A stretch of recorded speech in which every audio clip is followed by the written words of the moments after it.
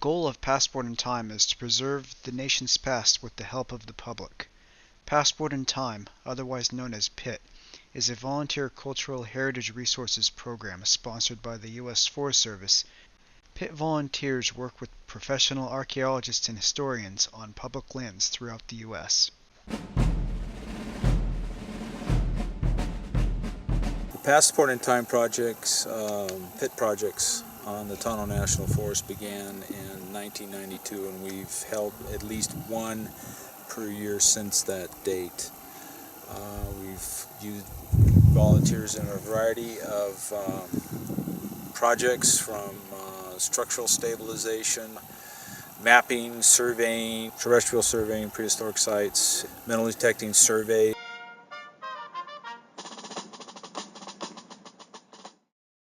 The purpose of the Passport in Time project on this site is to get a better documentation of the military facilities here that have been impacted greatly by off-roaders, OHV.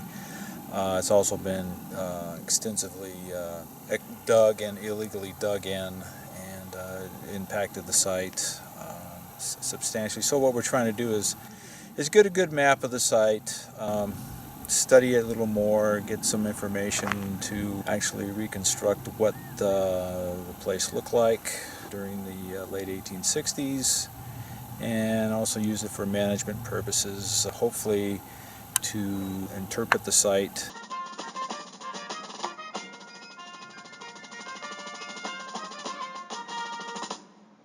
The remote U.S. Army outpost, Camp Reno, was established in 1868 in the Tonto Basin as an extension of Fort McDowell. The growing white population in central Arizona during the late 1860s forced the Native Americans from their traditional homelands and destroyed their native food supplies. Raiding farms and ranches became a means of survival for the Apaches in the area. A military presence in the Tonto Basin was intended to deal with the Apache raiding. In October 1867, soldiers from Fort McDowell began constructing a wagon road northeast. The route followed Sycamore Creek up to the Sunflower area, where two temporary camps were established.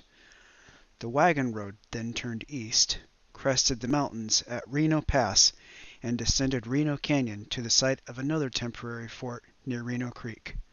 It was situated about 2 miles west of Tonto Creek upon an open mesa, sloping to the east towards Tonto Creek. From there, the road continued up Tonto Creek to a location known as Green Valley, now Payson, where the permanent Camp Reno was to be built. Metal detectors are extremely useful here.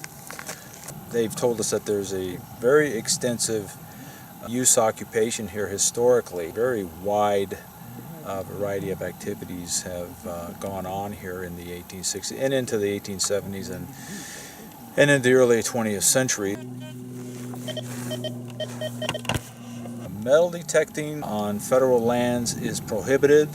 It is illegal to. It's not illegal to metal detect. It is illegal to remove what you metal detect. Those finds are the property of the United States government. This site has been extensively illegally metal detected.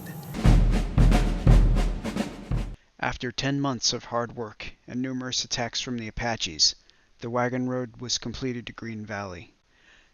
Due to a lack of manpower, though, the Army abandoned its plan to build Camp Reno in Green Valley and declared the temporary camp on Reno Creek to be the new Camp Reno. The Army constructed barracks, officers' quarters, a bakery, and other structures out of adobe. Got this building that they think was possibly the bakery, and we're digging down along the foundations. Found the floor level. We finding more cut nails. This is my 15th pit program, and I very interested in the Southwest, its history and its prehistory. We have a feature that we were not really sure what it was, and we're still not sure what it is. But last year we put 2 1-by-1 meter holes in the center of the feature. Took out soil to a depth of about 40 to 50 centimeters and found a couple of foundation walls.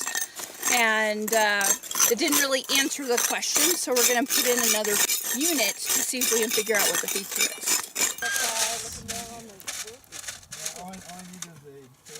What they've done is they've defined the exterior wall for what appears to be an oven, and then the exterior wall of the bakery, which appears to be double course. The oven wall is a single course. Although the excavation was for a time thought to be a bakery, by the end of the week it seemed more likely to be the site of an armory. So I started this pit project because I really enjoy historic archaeology. I enjoy finding cartridges, identifying cartridges from old military rifles and handguns, and there are quite a few out here, and so it's interesting to see the different types that they fired: rim fire, center fire. New point, it'll be the same distance. Pink ribbon. So on this pit project, right now I'm doing the recording, which means we are taking points on all of the things that have been found by metal detecting and anything that's on the surface. And I'm writing down the distance and the azimuth or the degrees from our datum and what it is that we found, so that later Steve will be able to put it on a map and see if there are any patterns or be able to identify anything by looking at where things are. By 1870, the Army considered Camp Reno a failure and abandoned it that spring. Its isolated location in a harsh desert environment, along with a chronic shortage of soldiers, had proven too expensive and difficult for the Army to operate. Although officially abandoned by the Army, it served as a convenient staging area for later military expeditions against the Apache. So I'm out here because I'm planning to go to college next fall for archaeology, so I thought it would be a good experience to get out in the field and work with actual archaeologists and people who are interested in the archaeological field. So it's been really interesting to me because I just had no idea that there was such a rich history out here with the prehistoric Indians that were here, and then later the settlers and the military occupation. So this project has been interesting because of, I would just say, the size of this camp. I had never really expected that such a large, to me, a large outpost could be out here in what would be basically the middle of nowhere. During the 1870s, the area around Camp Reno became a focal point for ranching. William Moore established a ranch on the site in the 1880s, purchasing the land from the government. It continued to be used for ranching until the 1960s, when it became part of the Tonto National Forest. And you got to remember, this area was not like it is today. This is all a product of overgrazing.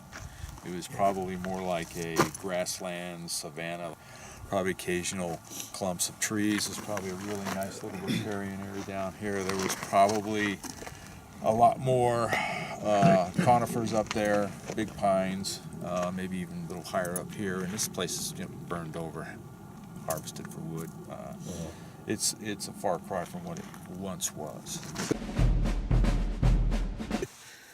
Pit is a place where you can get dirty and you can make lifelong friends. And I've been doing a bunch of them. Pit's a good program. Camp Reno's a good program. Steve has been easy to work for. And we find a lot of stuff. We find a few cut nails, a lot of cut nails. We find horseshoes, we find cartridges, bullets. During the 1880s, the sutler's store from the military camp period became a general store and post office for the surrounding ranching area. It was the last standing adobe at the Camp Reno site.